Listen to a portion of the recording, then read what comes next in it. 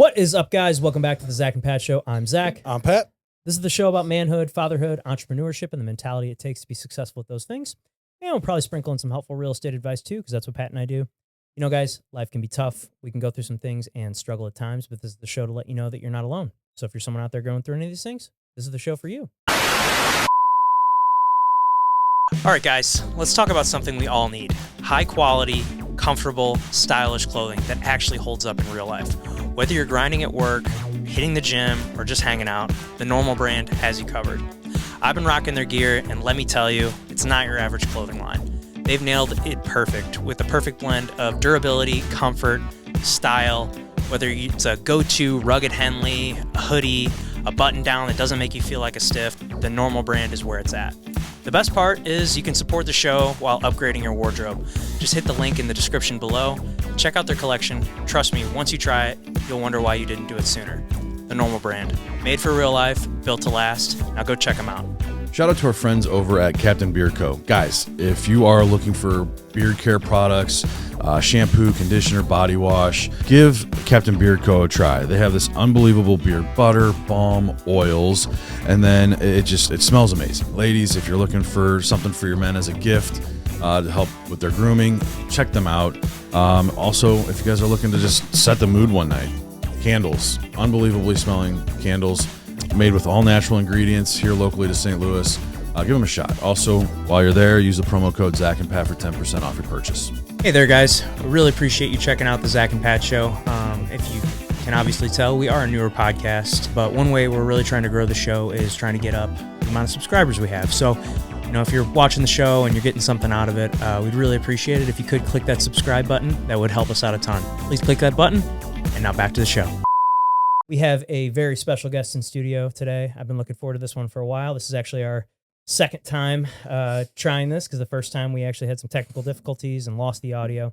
But he is a husband, a father, a real estate investor, third degree Brazilian Jiu-Jitsu black belt, a UFC veteran and semifinalist on season 12 of The Ultimate Fighter, my jiu-jitsu coach, the great and powerful Kyle Watson. Thanks, guys. I appreciate you having me. Yeah, welcome back for the second round. Well, thanks. I kind of, we needed that mulligan anyway, because I felt like I think I was telling you, I felt like I was kind of lame and maybe not as caffeinated as I should have been for that one. Dude, I was like heartbroken when Murph. He's like, dude, you could tell he was like so defeated. Yeah, he was like really did not want to tell us that it fucked up, and because he knew how. But I was like, oh, we can get him again. Yeah, that's right. I like doing this kind of stuff, so it's no big deal. Yeah, it's a lot of fun. Yeah. Well, so I mean, we might ask you a couple questions that we did the first time, but okay. I already forgot. Don't worry. Yeah, I honestly did too. So, for what originally got you, into martial arts and jiu-jitsu, like did you grow up wrestling, or or was it something you kind of always did, or what was the initial interest into getting into martial arts? It wasn't that route. It was kind of a weird route, and there's a lot of people that know my story, but not everybody. But I'll keep it brief. But small town, played soccer and baseball, didn't even have wrestling, didn't have football, and I don't know. I just always I never was like a violent kid. I was just pretty ordinary and pretty average at everything. But I did feel like competitive, and I don't know. I just felt like I always had this desire I couldn't put a finger on, that I wanted to be good at something. I wanted to be, and I was fairly competitive, and just being from a small town, we didn't have great teams. So it's just and I was always watching, Van Damme movies and, and just thinking, oh man, it's so cool. And just wishing I knew martial arts, but there wasn't even martial arts in my town, And so I just it was one of those, I wasn't able to kind of get my feet wet until college. So once I went to college, I'm that was one of the first things on my list. It wasn't as much get an education. It was, let's learn some martial arts. Yeah, let's learn how to fight. Yeah, exactly. Exactly. So, just sought out some sport clubs and ended up stumbling across jiu-jitsu, and then kind of the rest is history. I mean, obviously a lot of things happened after that, but that's kind of the start. Was not until college, and then, just went to the University of Illinois and just started training kind of part-time at the rec center. And then, so they had a jiu-jitsu club there kind of? Yeah, there's a jiu-jitsu club. Well, I actually started with, there's a club first called Goshen Jitsu, and there was a guy named Mike, everybody called him Joker. And I started with them, and And they did a little bit of everything. They did striking, they did throws, they did jiu-jitsu, and I didn't know what I was getting into. I mean, heard of things, and I watched the UFC, but that's, didn't know much. And I just really found myself like I had an affinity and really gravitating towards the submissions. And so the Joker, he just kind of used me as guinea pig, and I'd stay after classes and just let him like twist me in knots and beat the shit out of me. And then and he's like, hey man, if you like this, let me introduce you to this guy. And then every Friday, Jack McVicker would come and do, jujitsu and Jeet Kune Do stuff like there at the rec center. And I started there, and I'm like, man, I need to train more. This is awesome. Like I fell in love with it. But at the time, I couldn't afford it. I was a poor college student, and I had scholarships, but I like still had to pay a lot of my college. My parents helped out with some things, but I paid most of my college in. And so then I was like, no, I really want to do this. So I just picked up extra shifts at my job, and because I was working part time, and just made it happen. Started training off campus at Jack's regular spot, and going from there. Wow.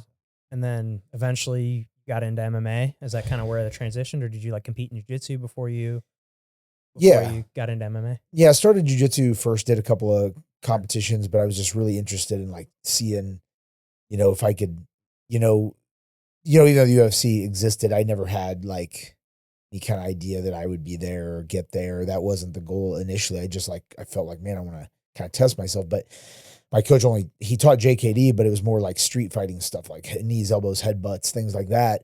It wasn't like striking for like MMA. Yeah. So I had to seek that out. So a couple other guys in the club wanted to do that stuff too. So outside of, training jiu-jitsu, then I would like travel to a bunch of places, and we would get together on our own, because the rec center actually had a room called the combat room, and it was matted wall to wall. And like during open times, you could just go in there and beat the shit out of each other. You know what I mean? So we go in there and do that. I would drive to, Peoria to do my kickboxing. I got a great Muay Thai coach over there, and I'd drive once a week there. I'd go over to Mattoon and train with the wrestlers at Eastern, and most of those guys fought. So it was just like, I was driving all around and making a lot of sacrifices time-wise. But I was getting it all in, and that's kind of where I was putting, because I didn't have like a one-stop shop to put it all together, because it just wasn't there at the time. Yeah. I mean, this was how many years ago now? I mean, I would have been trying to make you feel old. No, that's okay. That's okay. I started like 90. Like I think I started like jiu-jitsu with Jack in like 99. I started like the sport club like would have been 97, but like jiu-jitsu, actually started jiu-jitsu. It was.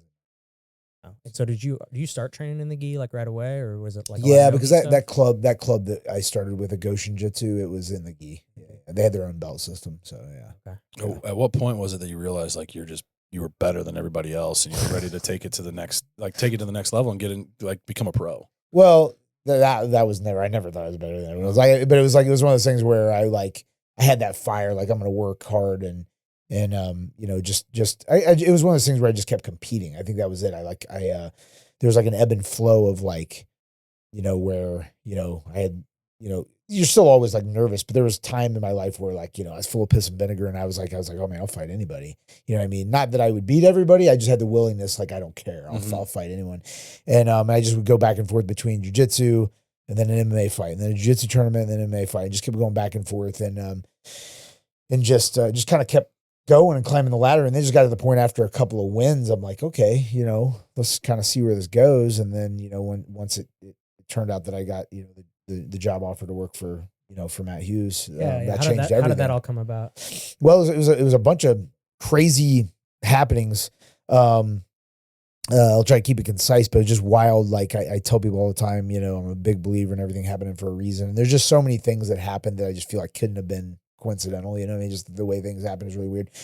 So, like one thing that was helpful is the head coach of the HIT Squad, when it was becoming the HIT Squad, when they were like, hey, we're going to do this thing. They put it in Granite City on that kind of decommissioned military base, because they were hoping that it would bring like some other like revenue and some kind of action to help build up the area. Yeah. So they had like laudable intentions, it was really, really good. And then they were trying to get all the everything in place. And Mark Fiore, the head coach, he moved to Raymond, which is like about an hour away from St. Louis. And I had a guy from my hometown that would always write news articles on me. Anytime I had a fight, he would write an article about it. So Mark would see these articles in the paper about this kid from Raymond. He's living in Raymond. You see this kid from Raymond, like doing these MMA fights. Well, then I had a friend, one of my students, who we fought alongside each other in MMA, Derek McGuire, but then he was one of my students at the HIT Squad. But anyway, we knew each other beforehand.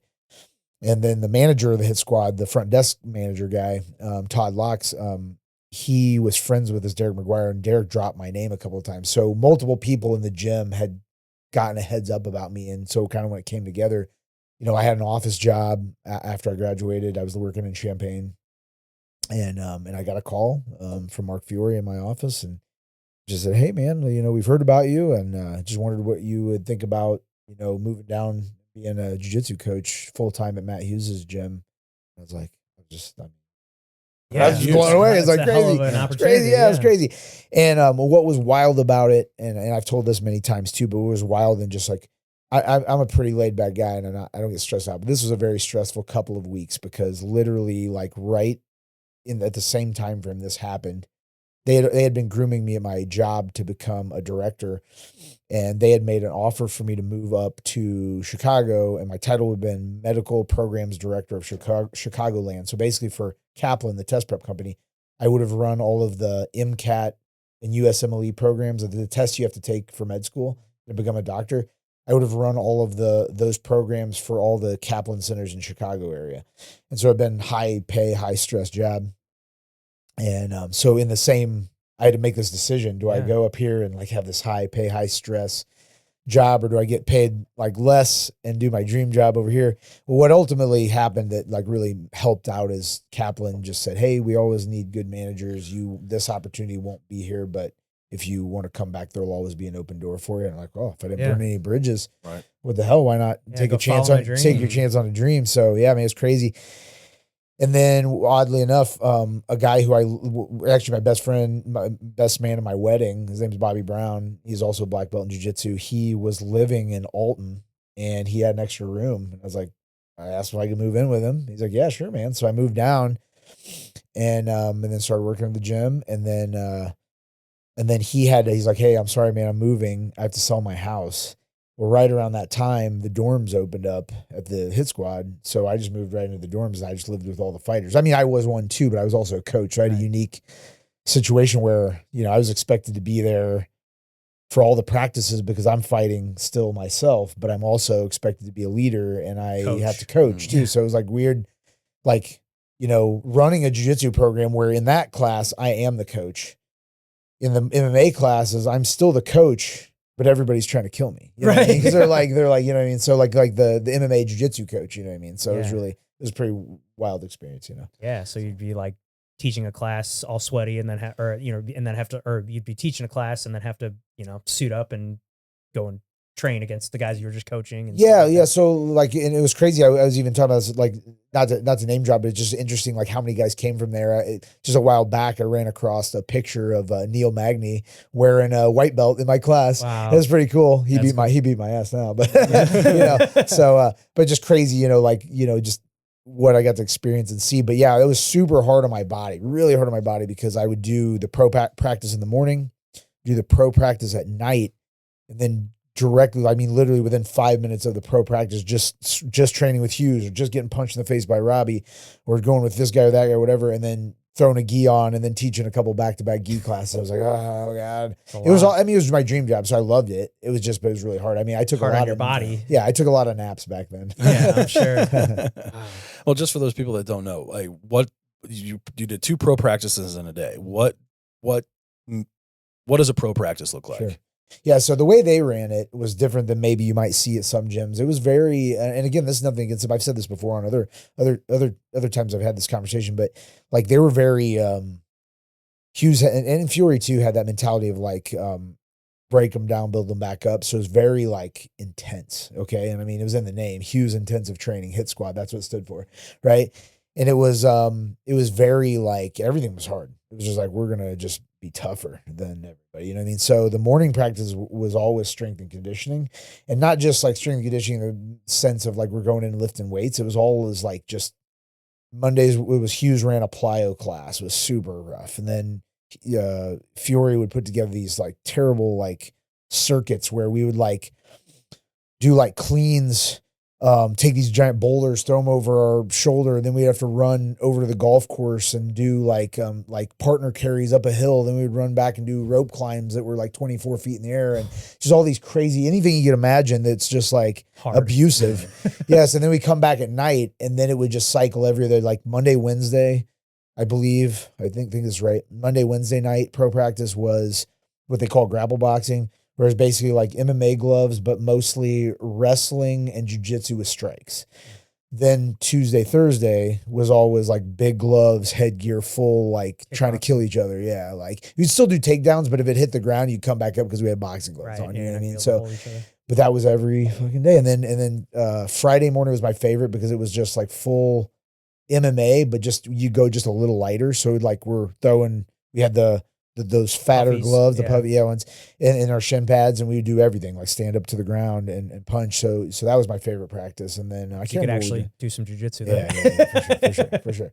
So it was just brutal because, like, you know, I've said before, is like, you know, you're any sport, you guys are athletes, you know, this like 2-a-days aren't meant to be done more than every like day. more than like part of a season. Like I was doing it every day for like 3.5 years. You know what I mean? Like, you know, it's like, well, I mean, like I'd have Sundays off, but you know. So yeah, that's brutal on your body, man. That's crazy. But I was young, and I could handle it then, you know. Yeah. Right. So how old were you when this whole opportunity presented itself? So I would have been, what, like 2008, I don't know, what was I, 27? Okay. 27. Weren't you a purple belt when you? Yeah, I was like I was just like right after I got down there, I got my brown belt, just a little bit after. I was a 4-stripe purple belt when I moved down there. So I was nervous, not in like, I was confident in like what I knew. I was confident in my jiu-jitsu knowledge and the fact that I had already had several MMA fights. I was confident in that.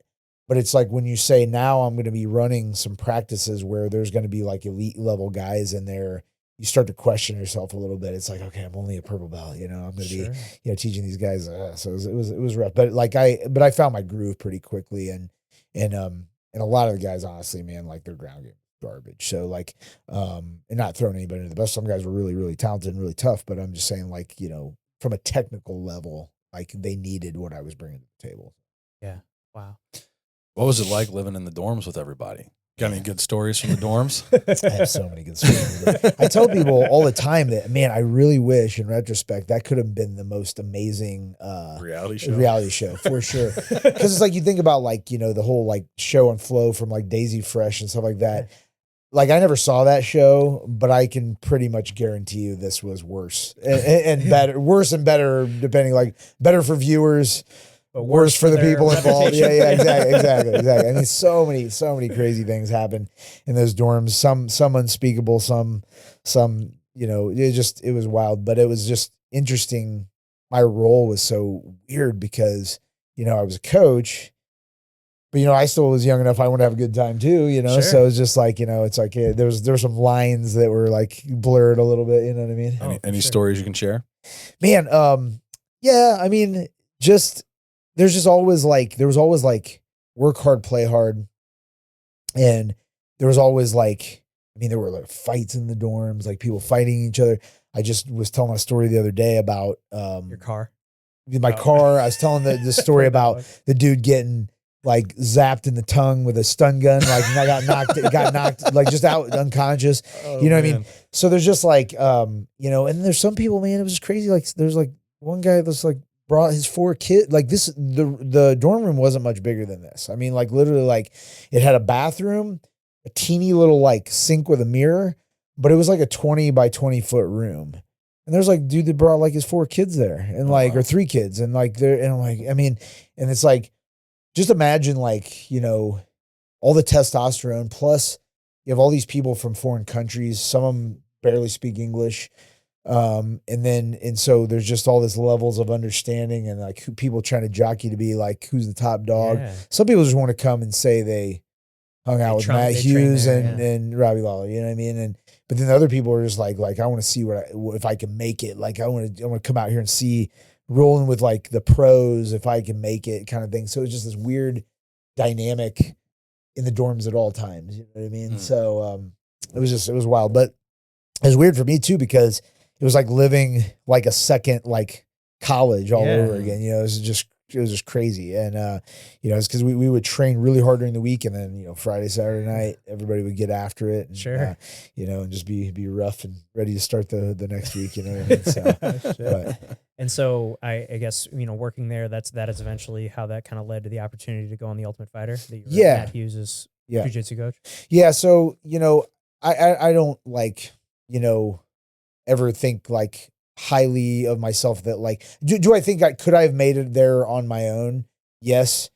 But I just don't think the odds would have shaken out. Cause if you think about it, like, I don't remember how many people for my season tried out, but I think like maybe in person there was, 12 or 1300 people or something. And then there was like video submissions that they look at, and like having someone say, hey, this guy's the coach at Matt Hughes' gym goes a long way, versus me just having to like wade through the sea of people to try to make myself look different than everyone else.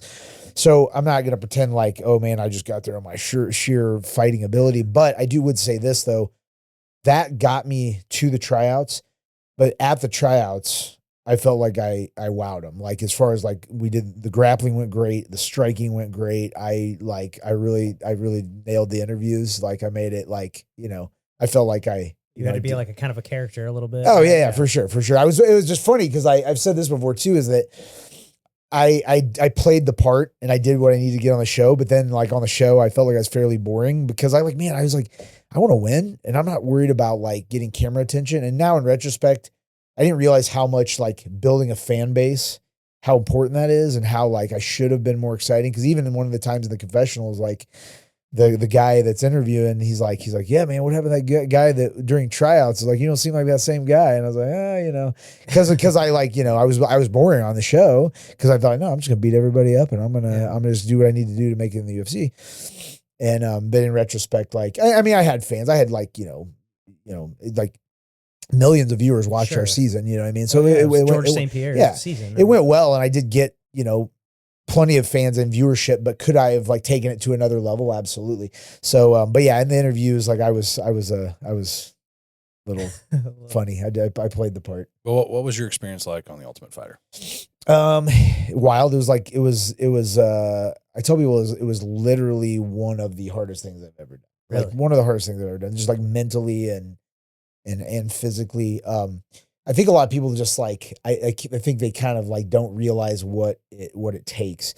And, cause the one thing is like, you're used to like, and I remember getting into arguments with people on the internet back when I cared about that stuff, where people saying like, oh, those fights don't count.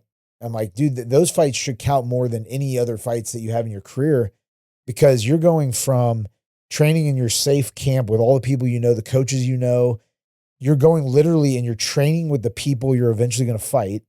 You have coaches that don't know you, so they have to coach you in a general way. You will fight I would fight 3 times in a year. This was 4 fights in 6 weeks. And I fought 155. So I had to train hard every day, 2 times a day, go back to the house and live with the people you're going to fight, not be able to talk to your family, friends, wife, girlfriend, significant other, no contact with the outside world. And so you just have to be really mentally tough upstairs, because you're like, man, you're like literally alone, finding that you're alone, and then finding a balance of like, I need to train hard, but not really show them everything I've got, because eventually when it gets down to us, we're going to have to fight some of those guys. Yeah. And then the whole like mental aspect of, I was a big 55er and having to cut make 55 4 times in 6 weeks. It was. What were you walking around at back then? I think I knew on the show it was gonna be tough, so I think I got a little lighter. I probably was like 77.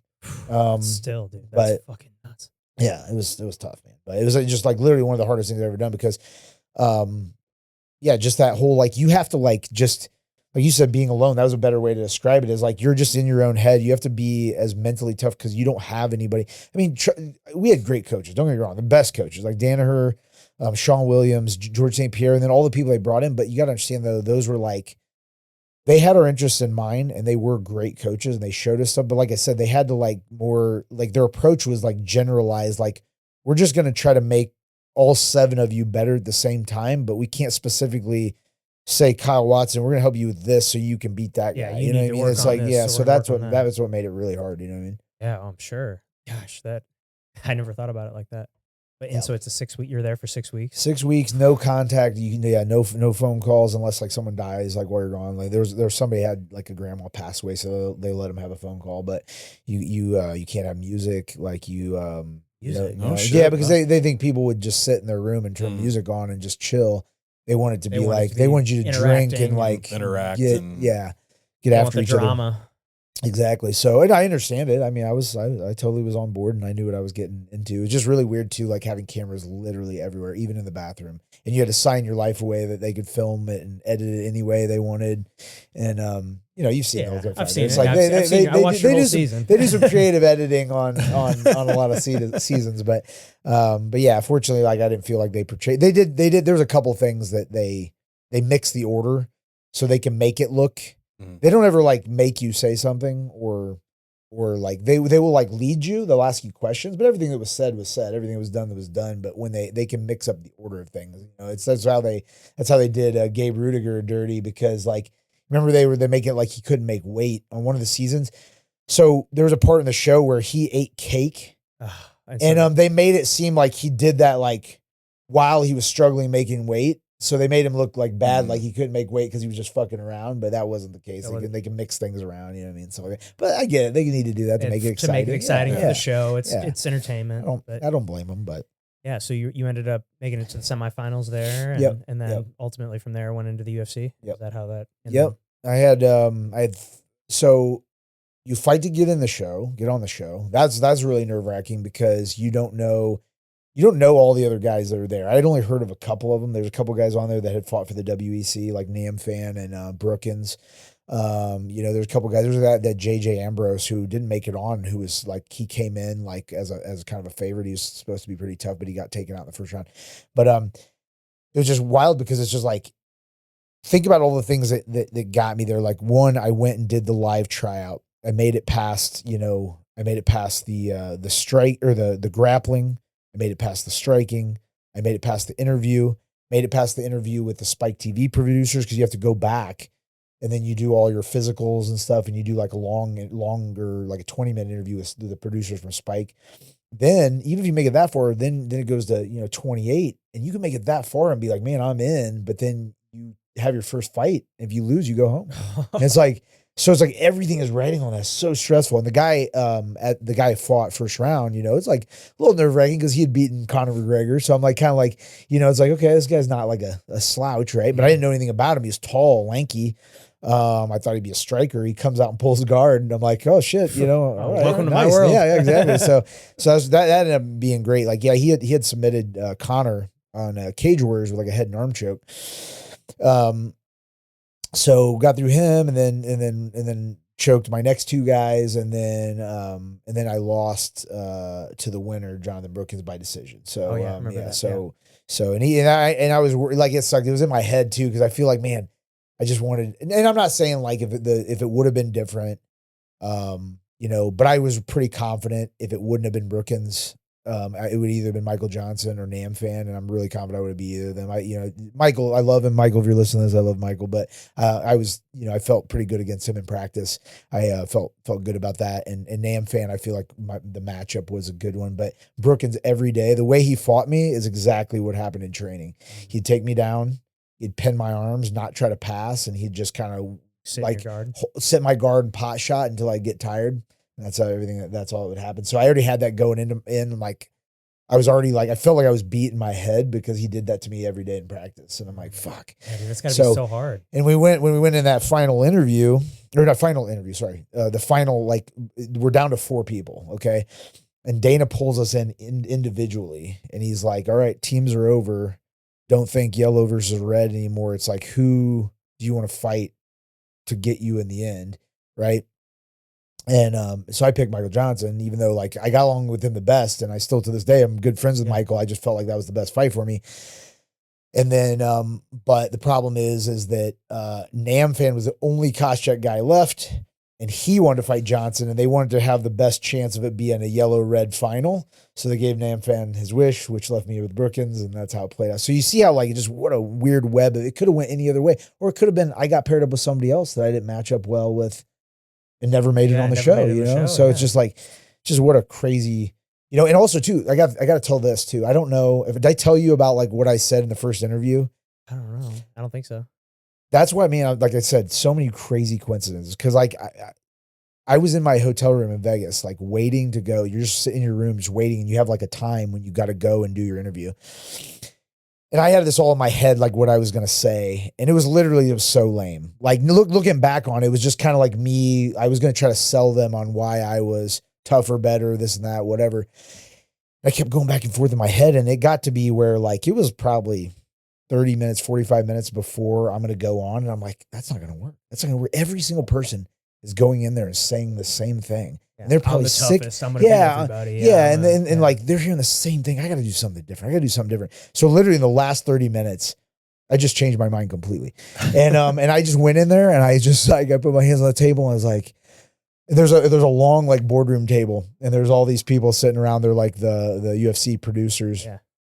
And I was like, all right, up to this point, everybody's coming in here telling you how they're badass and they're doing this and that, whatever. Well, I bet you guys are ready to go home and you're bored of this. So like, I'm here to entertain you. I was like, what do you want? I was like, I got jokes. I got impressions. I got show and tell. What do you want? And the guy just goes, a joke. And I go, all right. I was like, how did the Irishman find the sheep in the tall grass? And he's like, how? And I said, very satisfying. and then like nobody really laughed. But one guy goes, doo-doo-ch. And then that was like it. I mean, it was just kind of like, I think they asked like one or two more questions. They're like, oh, all right, we're done. And I'm like, man, I didn't really sit down. Yeah. And I went out and in my head, I'm like, that either went really well or it went really bad. Fortunately, it went really well, you know, because I was just like, I was about ready to, because I can stick out my stomach really weird. And I was going to do my Chuck Liddell impression. Oh, yeah. Because I pull my shirt up and I was going to tell the one chick, Jamie, there was one girl at the table. I was going to tell her to calm her hormones down. I was ready, you know, because I wanted to be funny, but it's funny because I literally wasn't going to do that until I just like flipped the switch. And if that wouldn't have happened, I would have been boring as fuck and they wouldn't have had me, you know what I mean? Yeah. We got in the house. I can't remember which guy it is, and I've said this before too, but I can't remember which guy it was. It might have been Spencer Page. I can't remember. One of the guys, because we all asked, like, what did you say? What did you do? And everything was different. Everybody did something different, but literally one of the guys just walked in, slammed his hand on the table and just said, whose dick do I got to suck to get on this show? and they just said, all right, you're done. And that was it. And he was on. That was it. And I'm like, I don't know if we can. That's perfect. I could say. All right. So anyway, but we all talked on the show about like what, kind of what we all did and said, you know what I mean? That's hilarious. It was pretty good. So it just, it was different. But I'm just like, that was one of those coincidences where I'm like, man, I look back and I'm like, man, so many paths were crossed and odd things to make it all happen the way it happened, you know what I mean? And so then made it through all the other stuff. And then, like I said, the other tryouts were crazy, like, just the way the grappling played out, and then the way the striking played out. And then the second interview, I brought the jokes, the charisma, you know what I mean? A little bit different than but it was good. Yeah. And so then from there, you ended up, obviously you weren't, you didn't win the Ultimate Fighter, but then you were offered a contract. Yep. So offered a contract. Well, I went 3-1 on the show. Then they asked me to fight on the finale. They asked me to fight Sako Cevici, he was one of the Armenians that was on Koscheck's team. Because that's how they usually do it. They'll make matches that didn't happen on the show. You know what I mean, on the show. And I was good with that matchup. I knew he was tough. Like he was some kind of like national judo champion, and he was tough on the show too. But it ended up being kind of like a boring fight because we both respected each other's like ground game and takedown abilities so much that it ended up being like 3 rounds of striking that was kind of lackluster. But I did enough. Like I hit him. I took him down a couple of times. He was just good at getting back up. It's funny. Randomly the other day I was looking through Google Drive and that fight popped up. So I watched a little bit of it again. And I was like, it was boring, but there was some good stuff. Like I remember I hit him with a couple good elbows, or a couple times where I hit him with a trip. And he turned and like stood up and I picked him up and dumped him. And so there's a couple like, cool things. I'm like, oh, I forgot that happened. That's kind of cool. But one decision there. And then they asked me to fight. I didn't like that matchup. The next one, the one where after they cut me, they asked me to match up with John McDessie, who was from TriStar. And I trained with him when I was at TriStar. But I did really well. It's one of those things where it's like, I know training is different than than a fight. But when I went up to try start a train, George took us to this is after the Ultimate Fighter. Yeah, after the Ultimate Fighter. Or wait, no, it was in between. It was after the Ultimate Fighter, but before the finale. Got it. Okay. Yeah, so we went up there, and George like took us to do a bunch of stuff, and like he took us this place called TKO, is like a boxing club, but they had a ring, and so we got to go, and Magdesi showed up that day, and so he and I sparred in the ring, and he had some crazy stuff. He throws some axe heels and had more of a traditional kind of wild, like kind of more of a Taekwondo style. And I felt like I did really well with him. So when they asked me about the fights, like, I don't really want to fight someone from George's team and plus I just trained with this guy, but I was like, I felt like I did well enough with him when we sparred that I'm like, oh, okay, no big deal. But man, that was not how it played out. That was not how it played out.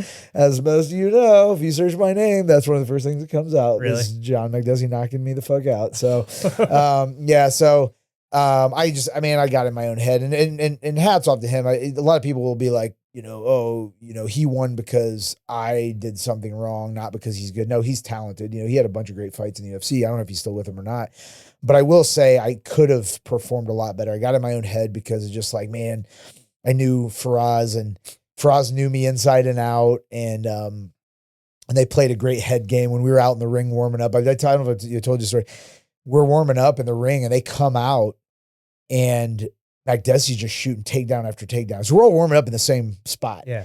And I'm about to fight him. She's shooting all these takedowns. I'm kind of watching. I'm trying to make it look like I'm watching, but I'm like, they're pretty good takedowns too. Like he's hitting them double singles over and over and over. And Faraz did it on purpose. He knew I was out there. So then I started like second guessing myself. I started thinking, man, maybe he's going to try the Brookins approach. He's going to try to take me down and then just not let me off my back. And I'm like, oh, so I started second guessing my game plan. And then I started getting nervous. And then I was worn out before I even got into that fight. I was literally like, I was sweating and nervous. And I remember Fiore, we were in the bathroom for a while trying to get my head right. And he's like, I remember him saying to me, he could tell something was off. And he's like, man, he goes, I don't know what's going on with you, but he goes, if something's wrong, you need to let me know now. We don't have time for this. Cause he could tell I was like kind of in my own head. And I went out there and fucking didn't even really try to take him down. I just stood up with him the whole time. And I don't remember if it was the second or third round. I mean, I was doing okay. He cut me a little bit. I mean, I landed some shots. I was frustrated. I got him against the cage once. My takedowns out in the open weren't very good at that time. They are now. But at the time, I took everybody down off the cage. The one time I had my best chance, he like grabbed inside my glove. And when I tried to tell, I think Herb Dean was reffing. I tried to tell him. Right as I turned to tell him, my glove, he like spun off the wall.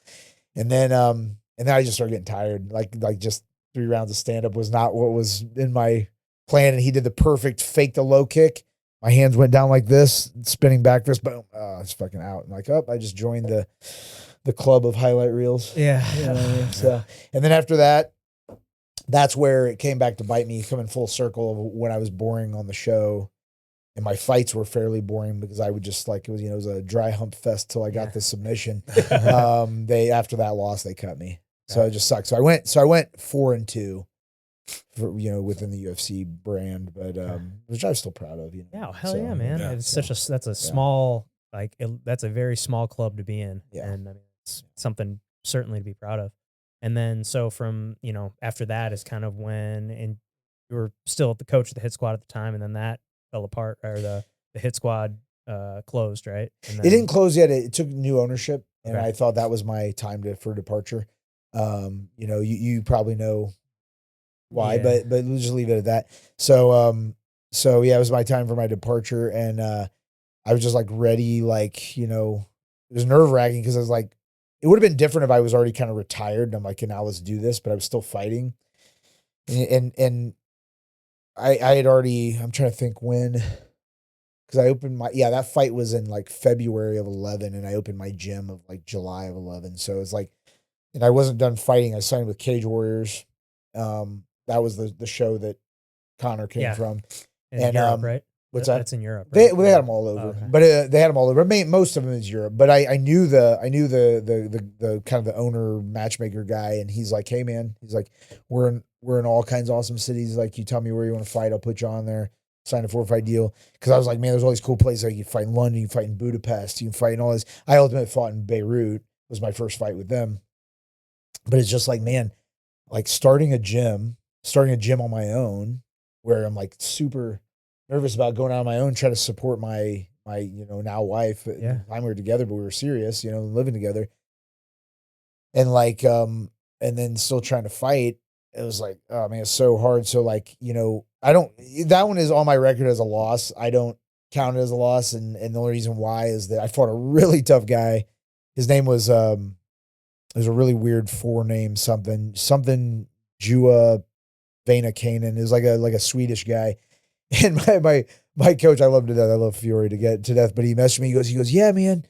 I think he's a great fit for you, this fighter, whatever. So look him up, man. He's 18-5, and almost all 18 are like finishes, and it's a combo. It's like a good mix of knockouts and submissions. I'm like, coming off of getting cut from the UFC, I was like, this guy looks, and he was in, I just saw him in articles like MMA Weekly's like top 10 unsigned talent. Like he was in that list. And I'm like, okay, great. Great matchup, right, huh? Great. Well, let's do it. So I was the main event on this Beirut show. It was the first show that the country of Lebanon ever had. So like the president or whatever you call the head person of Lebanon was there and everything. It was pretty wild. And it was like a really weird fight because like on paper, I was the better grappler and he was the better striker, but it went the other way. I was getting the better of him on the feet. He took me down a couple times. So it was real weird, but I shot in for a takedown and he went like this, but instead of sprawling. So when I shot, I ran right into his elbow and it clipped me and it cut the scar right here, cut me all the way to the skull. It hit like an artery too. Cause it was spurting. And it sucks because he didn't hit me. I just literally shot into his elbow.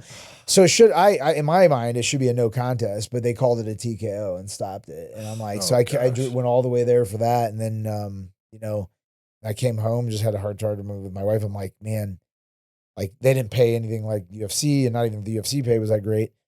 But and you had opened your and I'd already I'd already opened up my school. So I opened in July of 11, and this fight was February of 12. Okay. So I'm like, man, I'm trying to fight coach. with I'm trying to like keep up with elite guys. And then the roadmap was I win like a couple fights. They put me in the 4-man lightweight tournament. I win that. I go back to UFC. So that's saying though, you fight 3 times in a year. Already we're pushing myself out a couple more years. And then that's if I win all of them, I may get back to UFC, and I'm already in my 30s. I'm 31 or something like that. I'm like, man, this is not. So I just was so hard to admit it to myself. Even for a couple of years, I didn't say I was retired, and people would even literally a couple of years after my last fight, people would go, oh, when's your next fight? I'm like, I don't know. Yeah, I don't know. I couldn't say it out loud. You know what I mean? But I was just like, man, I can't run this gym and be the level I need to be. And I could already feel I'm slowing down just a little bit. So we just made the decision but what was really cool though, like totally random story, is like, it's super, super random.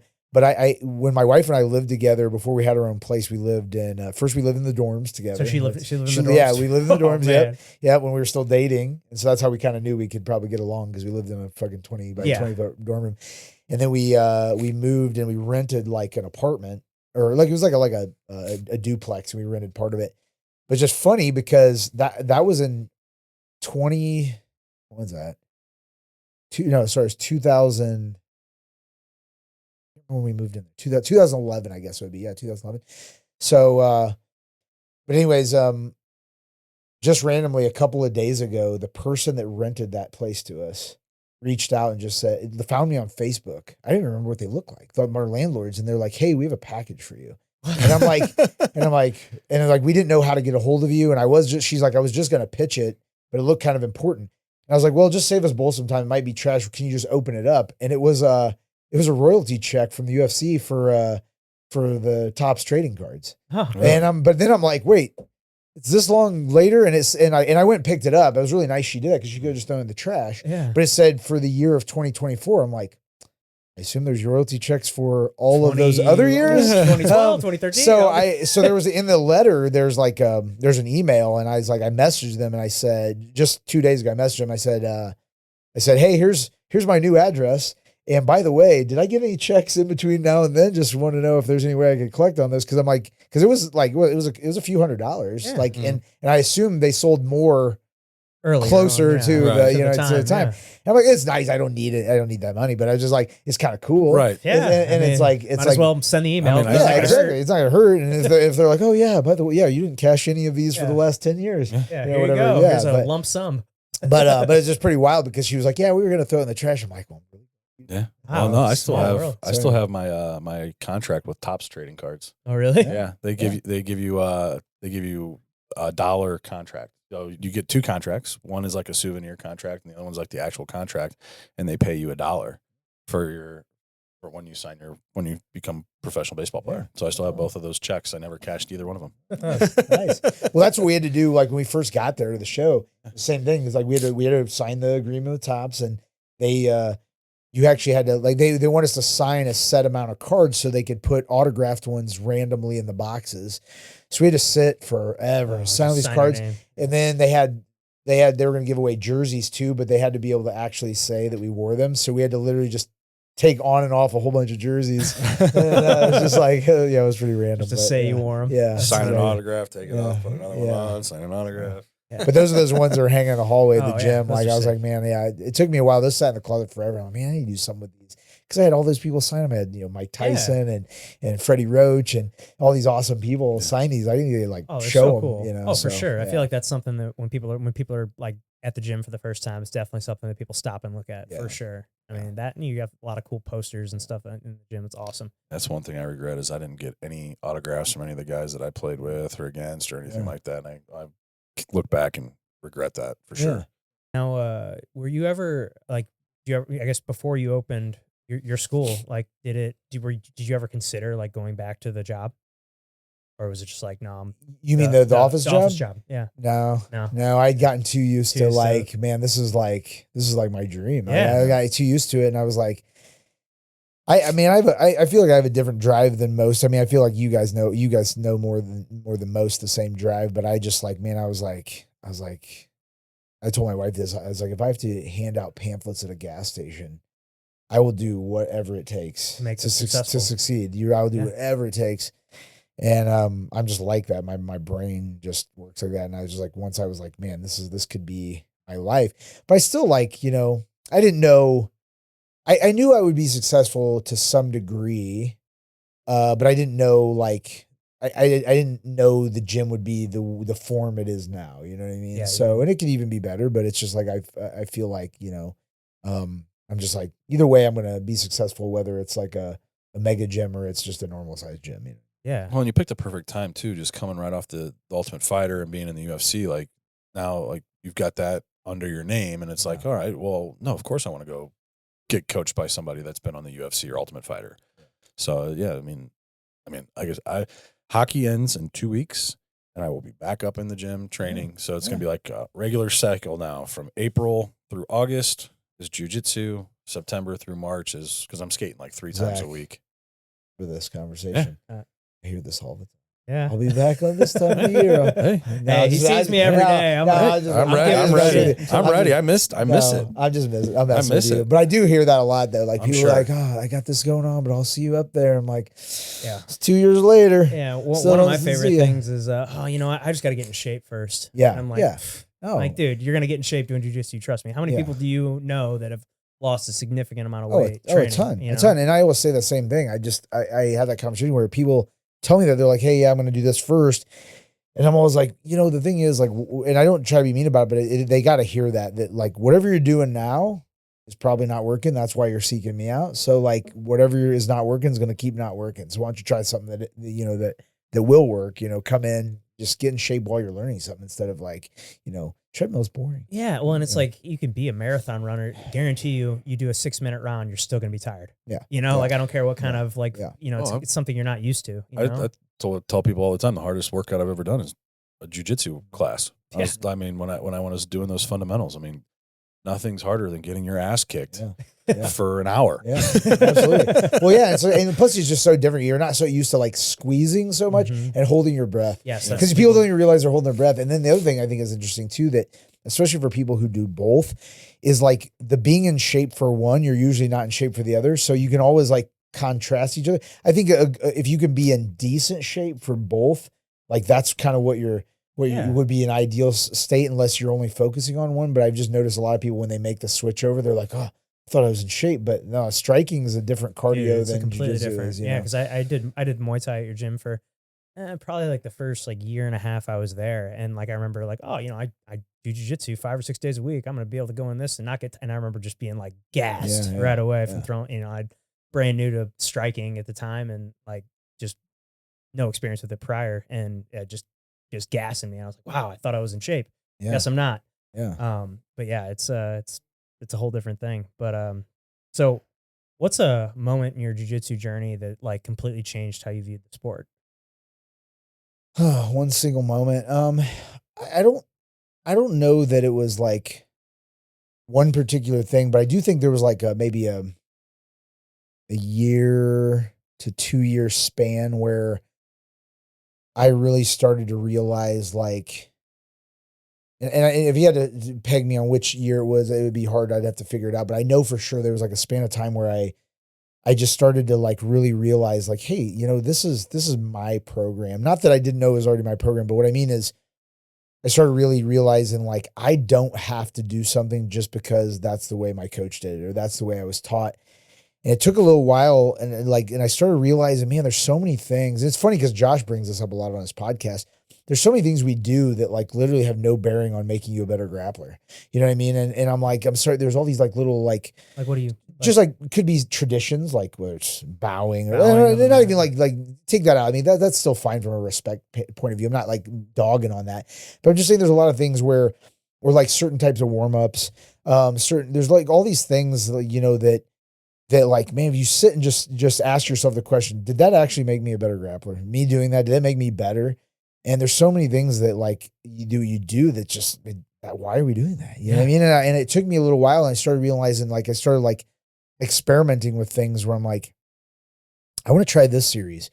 Like a lot of people don't teach this, or I want to try it differently. Like instead of just teaching it this way, I want to try it a little bit different. Or like, how sometimes I'll throw different things in where we'll do like a little mini tournament, or we did some tag team stuff, or we do stuff where we like drill and then take 2 minutes for us to talk about it, or just always mixing things up to try to find different ways.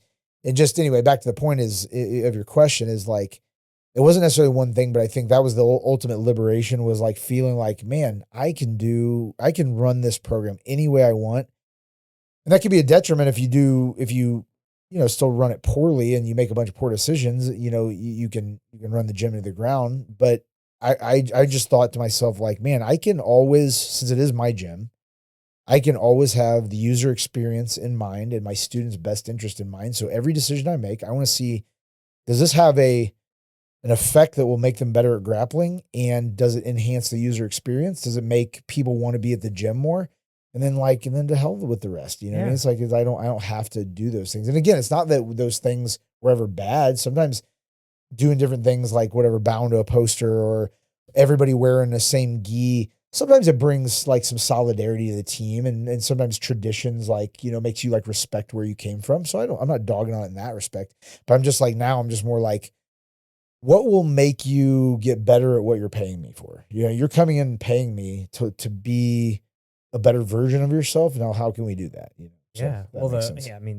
Something I notice anytime I go to train anywhere else other than yours is like, the warm-ups, you mentioned it, but like, that seems pretty standard in a lot of places where, you run the laps, you do the forward rolls, you shrimp down the mat, you do all the things. And it's just like, boom, you just wasted like 15 minutes of this out. You just wasted 25% of this class, and it's like, you get right into the jiu-jitsu. People aren't paying me to learn how to do push-ups. Right. Now, I will say though, there is an occasional time when I see somebody take a nasty spill and I'm like, oh man, I probably should teach break falls.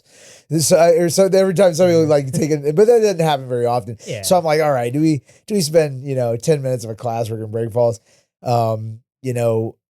Maybe sometime we should, because I've seen some people eat it pretty good, but it's no, I just feel like it's so fucking boring. It is. Like, who wants to do that? You know what I mean? Like, I don't know. So, did we learn that in PE class when we were in elementary school? How to fall? I don't know. Maybe. I don't know. It's just I'm just so thankful that we don't have to do it. Just to get a full hour of jiu-jitsu then, and it's like, it's perfect. Sure. So, well, you've trained with ton of people, fought all over the world. Is there like anybody that you've trained with that like really like stuck out that you were like, holy shit, this guy is like made of something different? Or Yeah.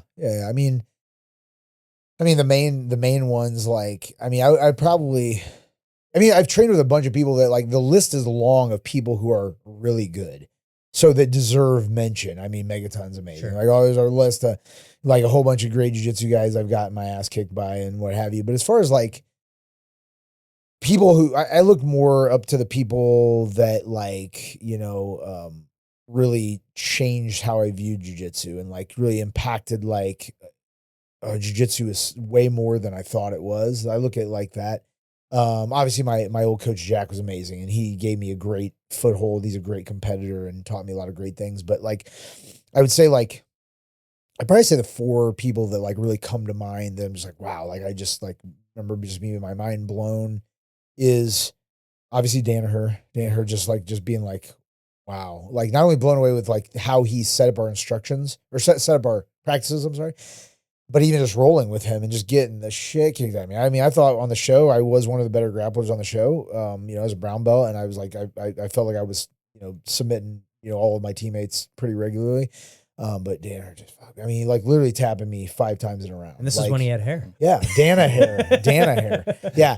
So not only did he blow me away just beating my ass, but also just like in how he did things, his approach is just so cerebral, incredibly strategic. But honestly, I'm naming like three of the 4 guys I would name were all on the show, and they were all amazing. But like one I still bring in is Sean Williams. Like I think he has a great depth of knowledge. And the funny thing is, him and Danaher came up the ranks exactly the same time. They were like the main kind of guys come up at the exact same time. Was he at Henzo's? Henzo's? Yeah. And those 2 were like getting belts at the same time together. And so his understanding is similar. He approaches it different than Danaher, but he's phenomenal. George, obviously, but George more from the standpoint of like, obviously he has all like great knowledge, but George is more like just the process of like learning how to train like a champion trains, learning how to think how a champion thinks, training smarter, not harder, kind of like his approach and his open-mindedness to like be like, I can learn from anyone. He would take, just white belt approach, like to life, you know what I mean? And that was amazing with George. And then obviously, the person who gave me my first 2 degrees on my belt was Octavio Couto, who passed away. But his jiu-jitsu was something I've never seen before. He, like, even different than Danaher's in the sense that like the way he, if you hadn't like trained like with him, it's hard to like really qualify like what he understood and like what he knew about jiu-jitsu. But it was just like every time, like Trevor knows because he trained with him too, but it's just like you'd come away with like any position and you just be like, wow, I thought I understood that position. I completely changed your mind about everything. And that's what was like really amazing too, because Mark Redding from Texas, he'd done privates weekly with Octavio for years, and every time I would ask him about it, he'd be like, dude, it's literally I train him every week, and every single week he shows me something that blows my mind. And I'm just like, man, you think when you're a black belt, like that's got to stop happening after a while, you know what I mean? But it's like, so anyway, so Octavio for sure, Danaher, GSP, and Sean Williams. I'd say if I had to sit and think about it, obviously the list could be long, but I think those 4 come to top of mind as far as like influential, you know what I mean? Sure. So. Yeah. Well, you mentioned jiu-jitsu and stuff like that, like exposing people like mentally, physically, emotionally. What's something that jiu-jitsu's forced you to confront as a person?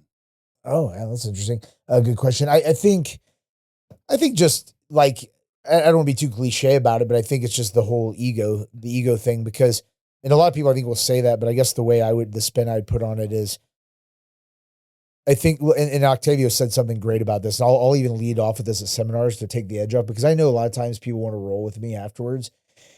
And I always say the same thing he said. I repeat what he said. I stole it. It's like, hey, you know what this black belt means? It just means that I've been tapped out thousands more times than all it means. You know what I mean? So it takes a little bit of the edge off that, like, it's like, hey man, you may catch me. I don't care. Like, I understand jiu-jitsu really well. And at this point, I've been tapped thousands of times. You celebrating it or going home thinking you beat Kyle, that's cool and all, but like, I don't, you know what I mean? I don't give a it's challenging in the gym sometimes because, you got to portray yourself as the top dog. And so like I continually, when I do jump in or when I train at open mats, you still feel like, okay, God, I got to show the guy that I'm still the man, because then who wants to train with a guy they can beat up on? You know what I mean? So you still have that. But at the same time, I also want people to see that I'm humble enough that like, hey man, if you caught me, I would celebrate it with you. You know what I mean? Yeah. And I am like that. Like a lot of times I'm like, oh man, I remember one time when Trevor put me unconscious, I still talk about it. Yeah, I still talk about it. I thought I had a seizure. I woke up, didn't know where I was. And I'm like, and then I'm like, I wasn't mad at all. I was just, first of all, I was relieved that I didn't have a stroke. And then second, I was just like, oh man, that was awesome. Good job. You know what I mean? And it's like, Engelbart's caught me an ankle lock. I mean, like, so I think it's just like kind of confronting jujitsu, or jujitsu confronting the ego, like having to be like, okay, you're to a point where now it doesn't matter. Because the sucky thing is, I say this all the time, is like, if I go with somebody, let's say I got like a good blue belt or an okay purple belt, and I can tap him 100 times, it doesn't matter. I don't feel any better about myself. He probably doesn't feel any better or any worse about himself because he thinks, oh, I'm the boss. But the one time he catches me, he's going to celebrate that shit forever. You know what I'm saying? For sure. Right. So it's like one of those things where you just got to get over that. You just got to get over that and just be like, it is what it is. Sometimes you're just trying something and you make a mistake, you know what I mean? And it is what it is. So I think though now, I guess back to actually answering your question, is I'm in a way better place. Do I like to get tapped by anybody? No. Do I like to get tapped by anybody that I feel like I'm better than? Of course not. But am I in a way competitor in you? But but am I in a way better place about it? Yeah, because I realize in the grand scheme of things, like if you don't put yourself out there and be willing to get tapped, what I mean by that is don't always play your A game. If you're willing to go out there and like just play, I remember it was like I was watching something with God, what's the guy who's really exciting? Gary Tonin, and he was talking about that like. Just saying that like sometimes he'll get tapped like 13 times in like whatever time frame, because he goes, when I go out, I'm just trying to get better at positions. And then if I get caught or get tapped, I just learned, hey, I messed up there. I got to go back, do it again.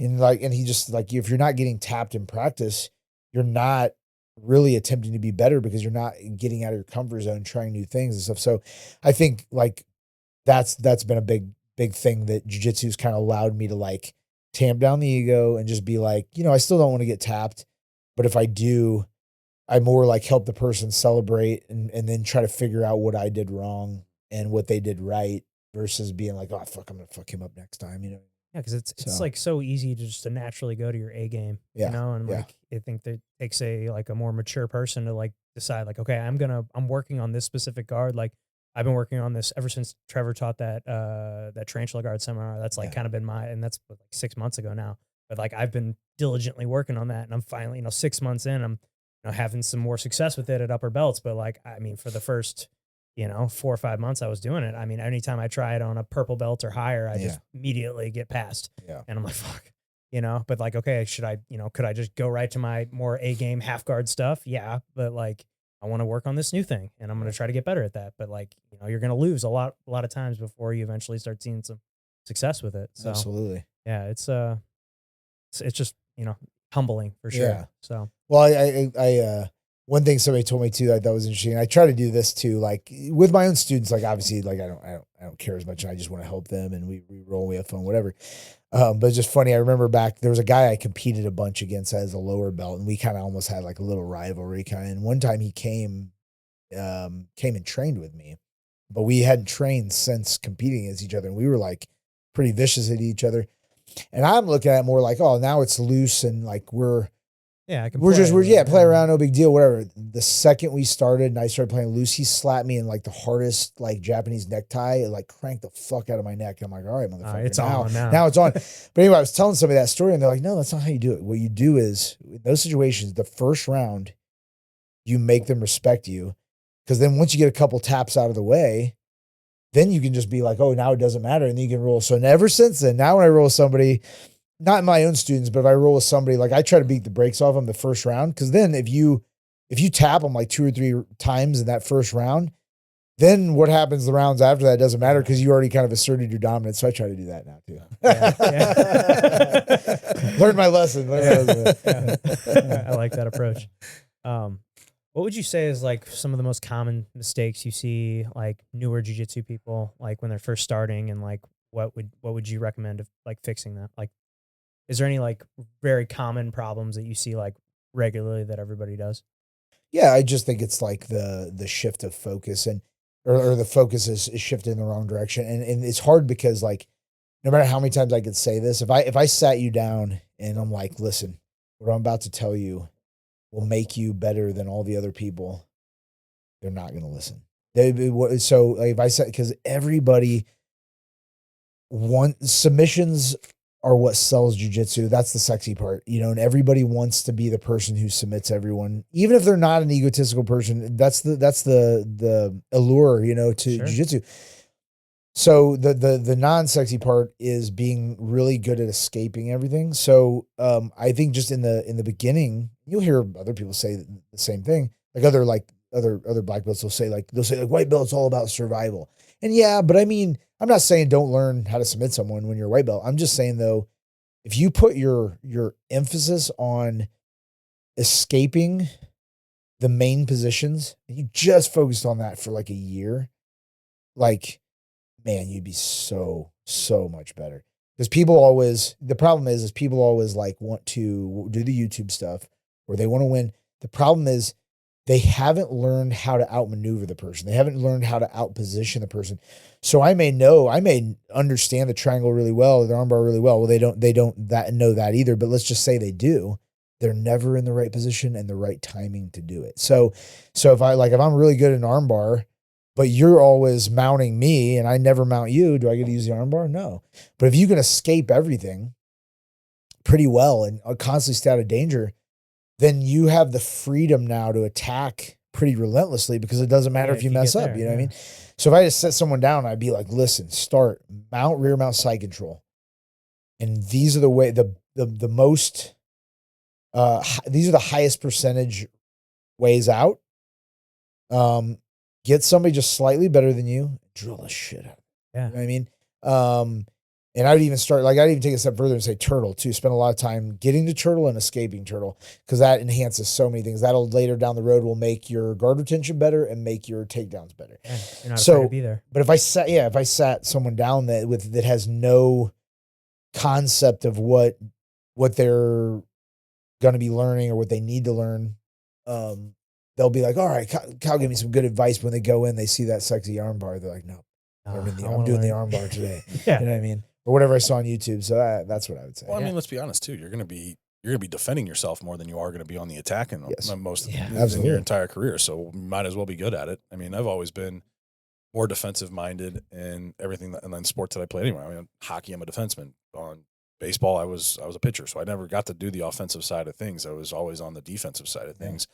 It's like when I started last year, Zach's like, well, just so you know, like, you're not going to learn anything sexy right off the bat. You're just going to learn how, like, defense and how to get out of things. I'm like, honestly, like, that's what I'm looking forward to. Like, absolutely. Yeah. Because I know that I'm going to be getting my ass kicked for a really long time. So I better learn how to get out of this. Yeah. Like we're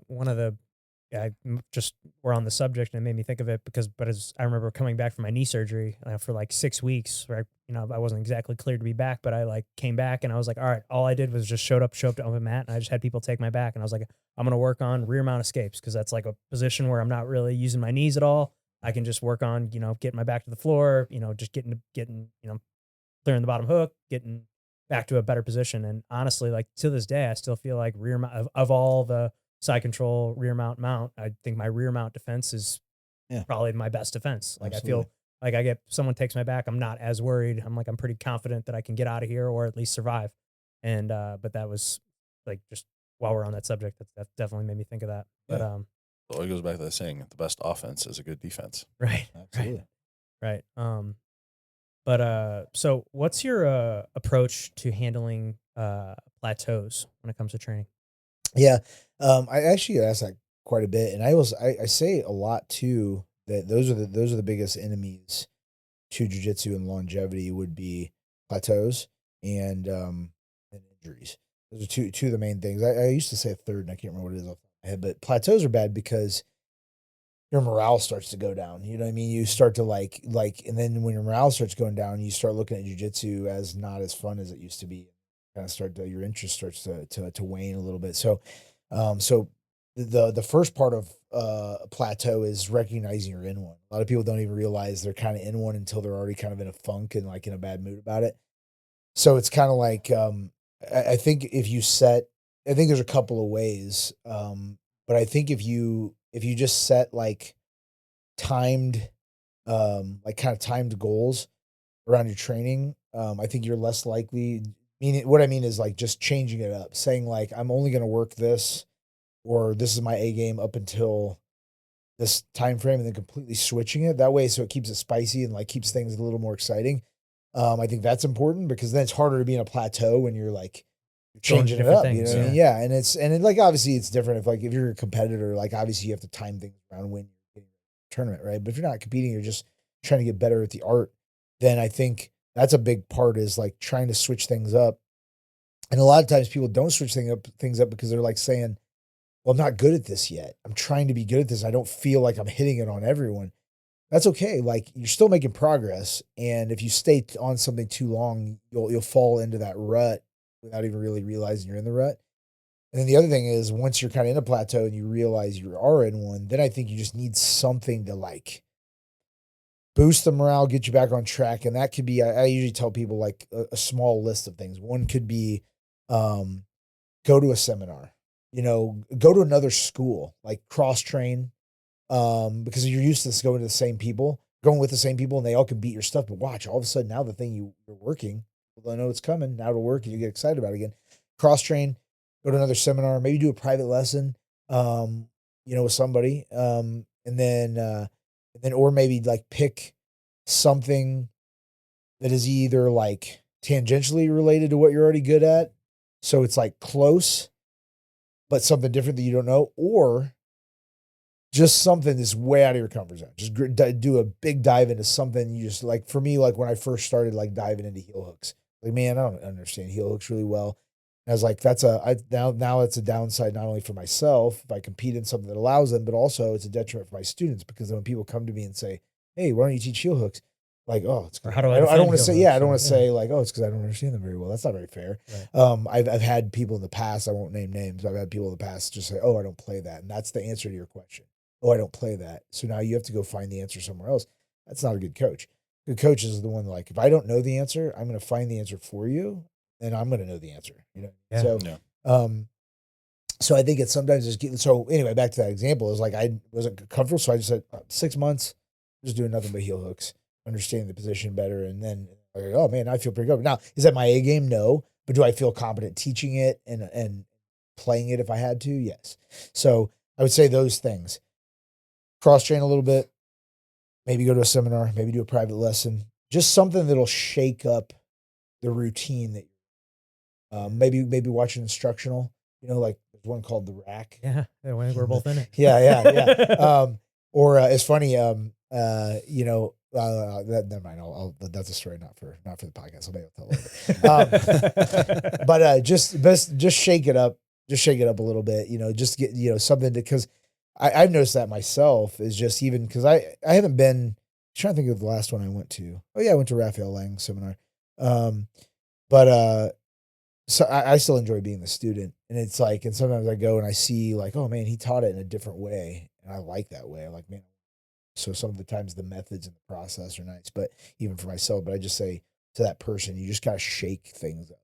If you could only train 3 techniques the rest of your life, what would they be? 3 techniques. I would say train. That's a tough question. It's a super tough. Heel hooks.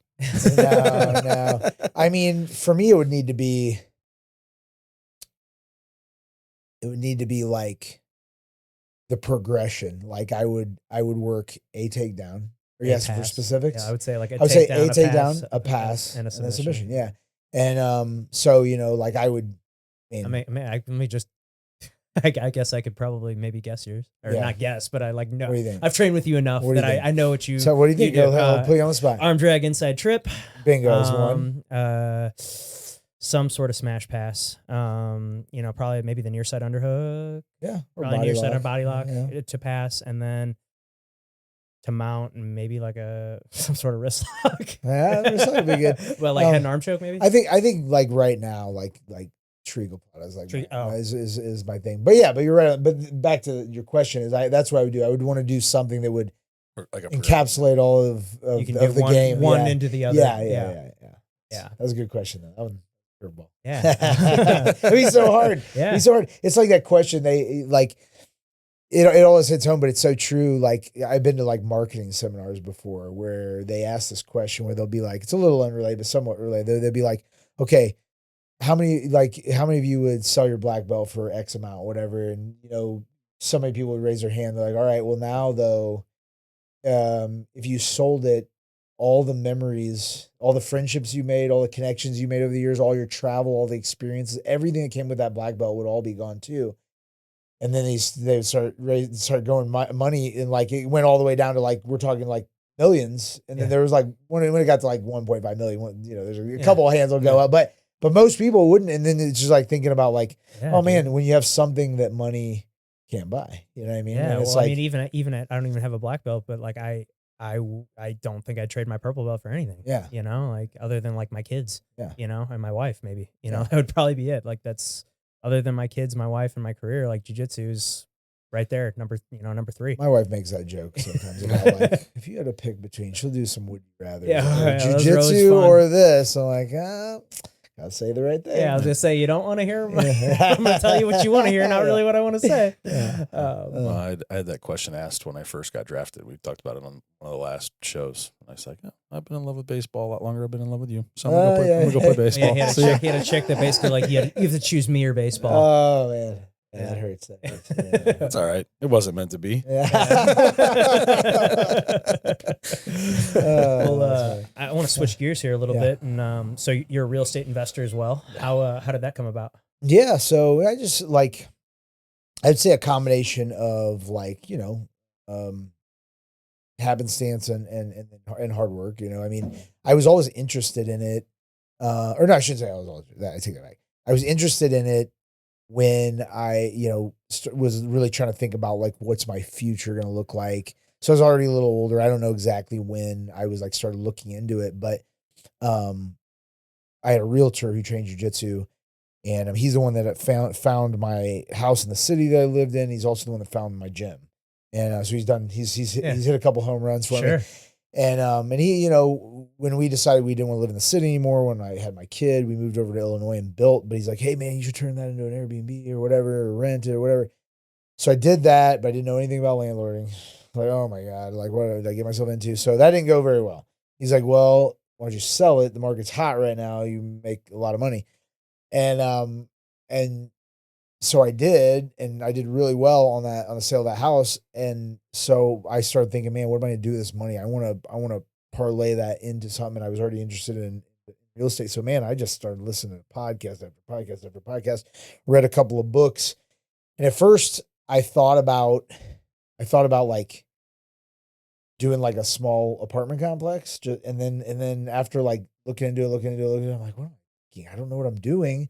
Maybe not start big like that. I'm like, maybe get my hands dirty doing a single family home or two.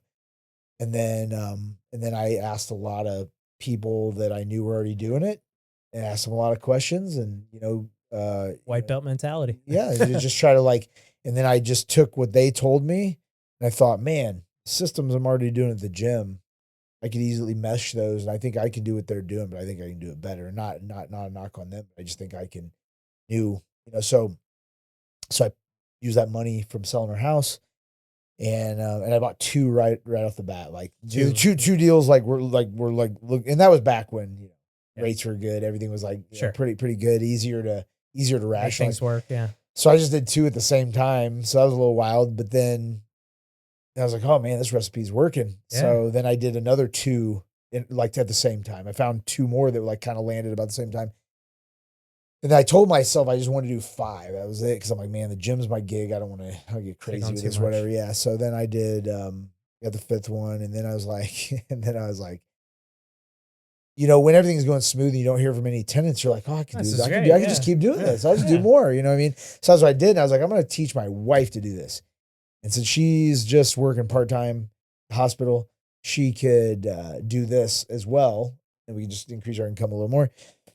So I found another one. I was like, okay, here's number 6, and but I'm kind of a control freak. Not really, but kind of when it comes to certain things. So I was it was supposed to show her the ropes, but I ended up doing everything. And so like, fuck, that didn't work. So then I had number 6. And I'm like, all right, now this time for real, I'm going to show her how to do it. So I got a 7th one. And I'm like, and I did show her how to do it. But after the process, I just could kind of tell she just like isn't into it. She's like, this isn't my thing. So I ended up now I have 7. Yeah. And I was like, I probably should stop. I was like, I'm like I just told you, Yeah. I'm probably Shop gonna around. look at one tomorrow because I'm an idiot. But it's like, but I still come back to like, man, there's so much more room for growth at the gym as far as not necessarily growing this way, but growing this way, of like just working on a bunch of processes in the background to like really enhance the gym more. And I know where my bread's buttered, so to speak. So I'm like, the real estate's cool, but like I know the gym's my gig, you know what I mean? So I'm trying not to get too crazy. Would I like to have like 10 just to make it nice even? And even double digits. Yeah. So, but and that might happen. And my son gets a little older. He has like he has a great couple opportunities. You can learn how to run a gym. Yeah. He can learn real estate. You can do a little bit of both.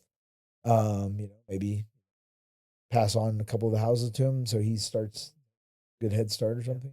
We've talked about doing similar things with our kids, kind of like heard the idea of people like buying a house for like, when the kid's young and like, okay, this is going to be his house when he like when he gets 18, this is, his, he can keep it as a rental. He can turn it into or he can kick the tenant out. He can move into, this could be his house, or, you could sell it and use that to start a business, go to college, do whatever, I thought that's kind of a cool concept. Absolutely. It's something we've talked about doing, haven't really pulled the trigger on it, but I just thought it was like a cool idea. Yeah. Absolutely. But yeah. So, and you're a father as well. Yeah. So you recently got Reed into wrestling, right? Yeah. Just had a second season, and then they're actually offering a spring, like short duration practices. So he's about to start tonight. Actually, tonight's his first night for. I mean, he just ended a couple weeks ago for a regular season, but now they're doing like a spring extra. So he'll just do like a month spring. Yeah. So it's one of those things where it's like, I'm not forcing him. And he's not like, love it. Like, Dad, I can't wait to go to wrestling. But he also isn't like when he tried the other sports like baseball and stuff and wasn't really into soccer. He was just kind of like act like he didn't go. Now it's like, he has fun at practice. I don't think he likes competing too much, but he's done a shitload of turns. I'm like thinking, man, I would have ate this up when I was a kid. Like he's already, I don't know how many. I mean, I didn't realize how much they compete. And like we were putting him, every weekend. Yeah. Like, the kid's already got like, probably, 35 matches or something. I was like, it's like, yeah. And I'm like, oh, that's crazy. Like, I would have loved that. But yeah, he's not super like into competing, but I think he likes. Well, it's nerve wracking, man. I mean, I compete all the time. I've competed a lot, but I still get nervous before I compete. Yeah. It's I do too. You do too. It's just it's a natural thing. It's nerve wracking, cause you play through all the scenarios in your head. Yeah. You don't want to. You have everybody watching. It's just like it's a scary thing. Yeah, and a lot of times that's the case. It isn't. A lot of times it isn't who's better at jiu-jitsu. It's who's better that day. Who manages their nerves better. I mean, it's like both guys are probably, especially my level, like the black belts. I know everybody I face is going to be skilled. It's just that I have to make sure you kind of fight the inner demons a little bit better than they do, and then get your strategy going. Oh, for sure. Yeah. Was there a certain age that you recommend kids getting into wrestling or jiu-jitsu, or would you say starting with wrestling so they can learn that base of grappling before moving into jiu-jitsu? I do. I think wrestling, honestly, like jiu-jitsu, and this isn't like a knock on, and I joke around all the time in class about like butt scooting versus wrestling, whatever. But I just really feel like wrestling right off the bat is so much more like teaches you like perseverance and kind of sink or swim because it's just harder. Yeah. It's just harder. Like the culture of it. Not that like jujitsu or that wrestling is a harder sport in the sense of like you're both learning to try to out jockey your opponent for position. I mean harder in the sense that like just less forgiving. Like you can come out, sit on your butt, and like someone whoever says, I don't know if it was Dana or somebody saying how like you could be a world champion without ever learning a single thing. I mean, there's people like that you just get to be a really good butt scooter and hard to pass guard, and that's all. And not to say that there's anything wrong with that, but I think the foundation of being able to always dictate when and how it goes to the ground is an amazing foundation for when you say, okay, well, now when it does go to the ground, I've not only dictated it, but now I know what to do to you once we're down there, right? And so I think, a lot of people say, hey, start kids. I think in an ideal world where you like, if you weren't that pressure parent where you're like, I want my kid to do this, and you just took that out of it and said, you want to set them up for the best success in a grappling sport, start them like young in like some gymnastics classes so they can learn their body, learn their their body awareness, and then wrestling, say 5, 6, 7, whatever the youngest they start them at, and then have them wrestle, and then when they get a little bit older, have them do, I would say. Yeah. I think the same. And like the having wrestled in high school and stuff, like that's one thing I noticed when I got to when I started training jiu-jitsu is like it's like definitely a different like culture. I feel like it's like jiu-jitsu is a lot more like relaxed than wrestling. Like the wrestling practices I remember just were brutal. Like it's just like every single time everything's a grind. Everything's a grind and everything's a fight, and like there's no like kind of easier rounds, and or like when you're on bottom of wrestling, like you're not hanging out, like you're trying to get up, whereas when jiu-jitsu, like I can hold some, I can chill someone, I can hold someone on my guard here for a minute. I can, hold them here for a second, catch my breath, and then, go on to the next thing. Whereas wrestling, it's just like go the whole time. And you gotta get up. And it's just like kind of a different culture. Yeah. And I say all the time, the guys that I feel like some of the toughest guys that I've training rooms been in are guys that have a really good wrestling pedigree, but then got decent jiu-jitsu after the fact. I feel like those guys, and even my son, like, I always joke like he's not very good, and he's not, but it's not like because like I'm like, oh my God, like I'm gonna get hard on him about it. I just think that he didn't play enough sports where he really learned his body. So I don't think he's klutzy at all. But if you just watch him, he doesn't like really kind of know how to move himself yet. He doesn't really like he loves like roughhousing and wrestling around like on the mats and stuff like that. But you just tell he just kind of his balance isn't there, and like not a ton of coordination. So it's more of that. I think if he had a little bit more body awareness, I think he would perform better. But he's a kid. He's how old? 9. Yeah. So like, I don't care. I just want to have fun. Right. Fun. And I do want him to have a little bit of perseverance. Like, hey, lose some matches, pick yourself up. Hey, be better. You got to work a little. So I want a little bit. Yeah, totally agree. How do you see jiu-jitsu evolving over the next like 10 to 20 years? Do you think that there'll be like, I know there was like the kind of leg lock revolution that kind of happened, like, I don't know. I mean, Danaher kind of started that whole thing, but like, I know that was like a big kind of turning point in jiu-jitsu. Do you see like anything in the future that you think could be like the next thing, or like, or do you see like any the meta?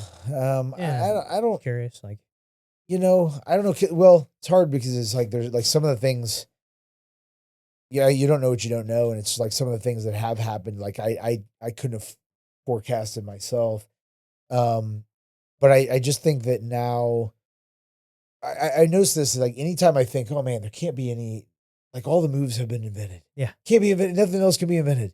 You know what I mean? It's like, there's always something that pops up. Yeah. And it's not even always it's like this new move. It just might be like a more efficient or clever way to get to something that's already exists, or like a more efficient use. And so one thing, I still think this is happening now, but I don't think it's been fully explored. We had that leg lock revolution. I agree. And I heard someone even a few years back saying that they didn't feel like the attacks, the seamless attacks moving from upper body to lower body hadn't really been fully kind of like invested in. And I feel like people have gotten better at that and moved towards that, but I feel like there's still a lot more there. The hips or head idea. I feel like there's a lot more to be had where people have great upper body attacks and great lower body attacks, but more like using one to set up the other. I feel like there's still a lot of room for growth there, if that makes sense.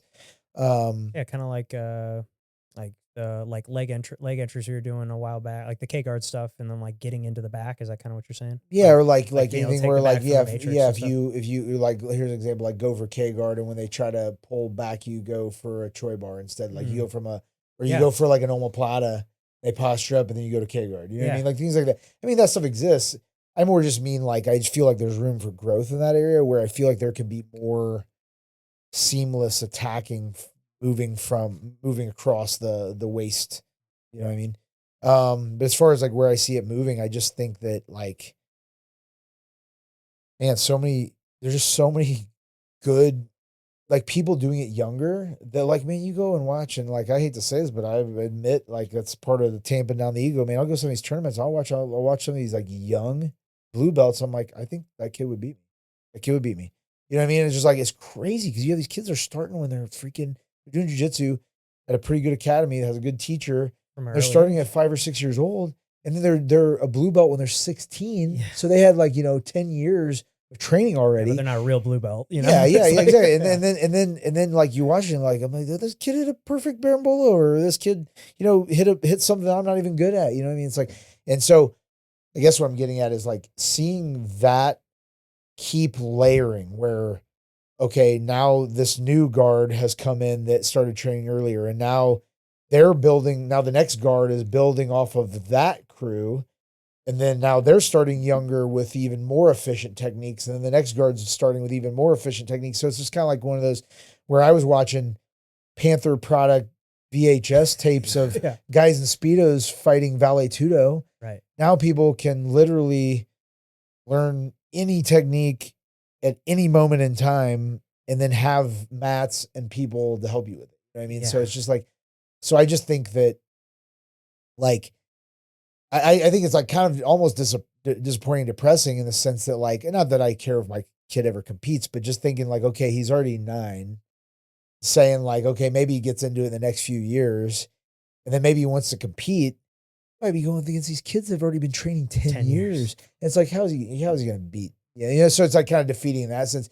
So it's just like thinking, man, like the kids, the game of tomorrow will be so efficient. /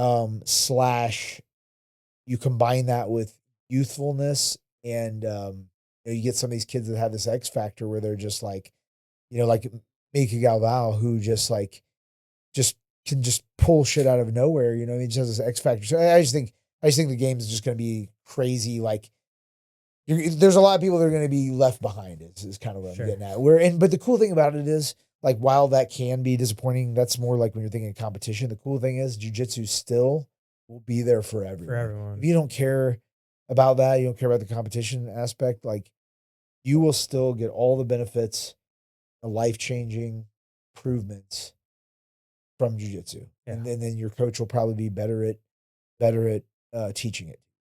I mean, jiu-jitsu's improved my life significantly. Like, I mean, it's one of the best things I've ever done. I mean, it's done nothing but improve my life in every way, shape, or form, and definitely one of the best things I ever did. And I mean, I recommend it. I mean, I talk about it on here enough. Well, I mean, and that's the thing too, is just like it's getting out there more. I mean, oh yeah, you just hear more and more people get into jiu-jitsu, and you've been in it for how long? I mean, the growth of it over since you started your gym it's probably insane how much it's grown, and it's going to be exciting to kind of see where it continues to grow. I mean, you were telling me when you first got into it, I mean, there might be 100 people that show up at a tournament. Oh yeah. And now there's like 1,000 people. Yeah. Because I remember I was talking to Rich, it was probably a year ago now, but it was like before a Fuji tournament, like the local Fuji here, which is usually like the biggest one, because that's kind of the one that all the lower belts do and everything. I think he was like looking at the people that signed up, like the year before it was like 100 or 150 people. And then the following year it was like 500. That's crazy. So it was just like a crazy jump in a year. Like, there's that many more people training, many more people wanting to compete. So it's just like, it's crazy how much it's grown. I mean, I've been doing it for, like 6.5 years, and just like seeing how many more people and like how more mainstream it is. And it was still pretty mainstream when I started it, but it's just grown even more since then. It's just crazy. Do you think that has to do with the growth of UFC becoming more popular? Or do you think it's just the ease of getting the knowledge, just because, I mean, like you said, you could watch it on your phone from anywhere? Well, and I think it's also like the cheerleaders, like Joe Rogan, and people look up to that are like constantly talking about it. And you're like, oh, maybe there's something to that. If this guy says, Rogan, Jocko, all those people. What is, because what he did, what the IBJ was it? Who Rogan? What was the tournament that he just did not too long ago, or was it Rogan? Rogan didn't do it. I thought there was a celebrity that just did a tournament not too long ago. But like, how cool would that be to go Oh, like Mario Lopez. Yeah. Tom Hardy. Tom Hardy. Yeah, that's what I'm thinking of. Yeah. I'm like, how cool would that be to just, you get to that point and you go, Mark Zuckerberg. Yeah. You're going to go get into a tournament and you get to fucking roll with these guys and you just, I think that says it right there. It's like these guys are doing it. It's like, there's gotta be something to it. Right. Especially when you have one of the richest guys in the world who like could be doing anything with his time and money. But he's like, he sees the value in jiu-jitsu. And just look at how he's changed like over the course of the last, cause it started coming out a handful of years ago when who was he going to fight? Elon Musk. Yeah. I mean, like he started training. Started out looking like he looked kind of like a lizard person. Yeah. Now he actually looks like a normal kind of athletic dude, Yeah. Well, it's funny because too, I was saying this to someone the other day that I was like, back in the day when like I had my gym or even his squad, like people would come in and they'd train somewhere else. And there was a good chance if they trained somewhere, then I'd be like, oh, where you trained? That like I'd either heard of the academy or I knew the coach. Mm-hmm. Now it's like somebody comes in and it's like, I'm from Rising Phoenix, Pit Viper, Killer, whatever, something or other. And I train under this guy and I'm like, oh, cool. I just say, oh, cool. Cause I'm like, and it's not any disrespect. They might be great, sure. But I'm just like, yeah, I never heard. There's so many, I'm like, there's so many good people out there. So many black belts. Plus there's so many great coaches that maybe they're not even black belt. They might be purple or brown, whatever, but just, you can't keep track. Right. Well, yeah, it's just crazy. Cause like, I mean, when I first started, like I trained under Ezra to start and he was the only black belt there. And then, going to your gym, there was, first starting there 4 years ago or 5 years ago now. And it was, there was like 2 or 3, like there was, Mike Allen and a couple others. And now it's like, I mean, I remember looking around at class on, was that Monday night? And, I think there was 4 or 5 black belts just like in class, like as students. And it was just like, whoa, this is crazy. Yeah. In advanced class, the talent has been just like, there's some days I'm like walking around the advanced room and there's like, there's like 30 people in advance, which the advanced class has grown. And I'll look around and I'm like, man, this talent, I like watching. I'll be like almost as a fan. I'm like, instead of coaching, I'm like watching the matches. I'm like, oh, that was awesome. Oh, that was awesome. And it's like, and I even said that out loud to the guys. Like, guys, can you imagine? I was like, I know like, some people might think it would look McDojo-y if you walked in and like it's a room full of black belts. You think, oh, this guy's just giving. But I was like, if you think about it, you guys stick with it. I mean, we have a handful of black belts and brown belts and purple belts. I was like, can you imagine walking in this room in a few years? It's a little bit bigger, and then like half the class is black belts. That'd be fucking amazing, dude. I mean, cool. How does that make you feel as a coach to know, like, hey, you know what? Because I know you're not just giving them out, just like Zach said, some gyms were just like, oh, participation trophies. They've done it long enough. We're just going to award them.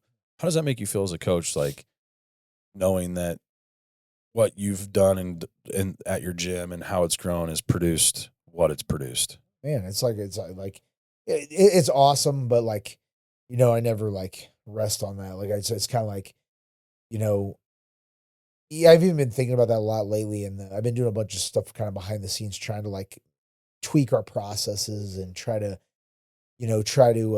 just make things more efficient. But what I've been thinking about and kind of praying about in like behind the scenes is like, not that it only, I don't want this to sound all like kind of hoity-toity, but I really have been trying to like pray that it doesn't just make the gym better financially. It just gives me the ability to help more people and remember back the focus. Cause there's some times where like, I feel like, man, I just kind of like was worried about the finances, worried about the, like making the gym look cool and this and that or whatever. And then I got to remind myself, what was it like at that first gym? It was really small. And I cared about and I still care about everybody, but I just remember like being more like really worried about the people more than like everything else. And I just keep trying to remind myself more lately. I want that Kyle to still be present, that it's like, that like, I do want to increase the revenue at the gym, but I also alongside that, I want the user experience to keep going up. And I also want to see more transformations and see that it isn't about the finances, that I see more people get their black belt, like they stay the course. All things will improve on the way to that black belt. And just see that like, I just feel like there's a lot of times where I sit there and I feel like not that I was meant for more, like I haven't done some things I'm proud of. I've done a lot of things I'm proud of, but I feel like I was scratching the surface. I feel like, man, there's so much more I could be doing. There's so many more people I could feel like. I had one guy come in that signed up and he's been there now, maybe about 5 months, 6 months. I could tell he was digging it, older guy. came up and he goes, "Hey man, I just want to let you know that I feel like this gym has given me a new lease on life." He goes, "I feel like I get to start over. This is like something." He's like in his 50s. And he's just like, man, I love being here. And I was like, oh, that's so awesome, man. Yeah. I was like, I want more of those. I want more like, so like, I just think that there's, like I said, I think I'm scratching the surface. I think there's a lot more. Yeah. Well, Kyle, this was amazing having you on, man. It's been a blast. I appreciate you coming on again. And, thank you. Thank you for everything you've done for me. And I just can't thank you enough. And I feel so grateful to have you in my life. Yeah, man, I appreciate that. Thanks for the invite. I'm no stranger to talking. I talk a lot, so if I didn't ramble too much. Perfect, man. But I felt like I was a little more awake this time. Not that I enjoyed being there the last time, but I felt like, man, I didn't have enough. It's a new studio. Yeah. I just felt like I was kind of so I'm glad we got to do it again. So I appreciate the invite. Well, I don't know if we did this on the first time, but we end the show with a fun question called the Tombstone Game. I'm not sure if we were playing it started playing it yet when you were on the last, but here lies Kyle. What's it say on your tombstone? Funny or serious? Whatever you want. Whatever you want. A mixture of both. If the zombie apocalypse happens and you're reading this, you're the first to go. No, just kidding. It'd probably be something like I don't know, a follower of Christ, dad, a husband, and a lifelong learner. Perfect. Thanks again. And thank you to everybody that is watching at home. If you haven't clicked that subscribe button yet for us, if you could do so, that would help us out a ton. Click that like button as well. Comment what you thought below, and we will see you next time.